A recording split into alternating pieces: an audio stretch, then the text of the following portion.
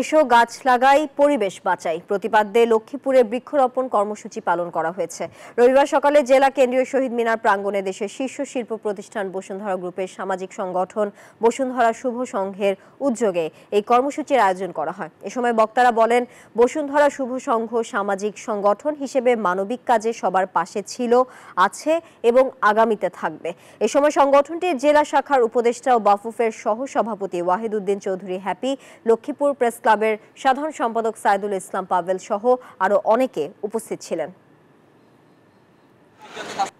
সামাজিক উন্নয়নমূলক কর্মকাণ্ডের জন্য যে সংগঠন তৈরি করেছেন, যে সংগঠনের আজকে লক্ষ্মীপুর আত্মপ্রকাশ ঘটতে যাচ্ছে, সেটাই হলো বসুন্ধরা শুভ সংঘ।